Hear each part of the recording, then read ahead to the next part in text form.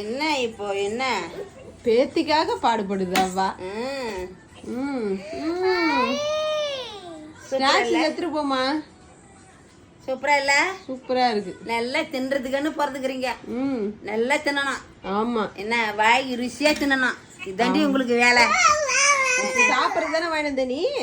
சாப்பிடதான் வாங்கி வந்த. இன்னைக்கு தின்னு போறது வச்சிருந்து தான் சாப்பிடணும். வச்சிருந்தா இந்த பொழுதுக்கு என்ன பண்ண போறீங்க? சரி, அப்ப வச்சு பொழுது நீங்க சாப்பிடலாம். சரி, அதுதான் சொல்றேன்.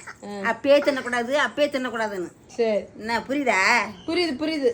கட் பண்ணி சாப்பிடலாம்.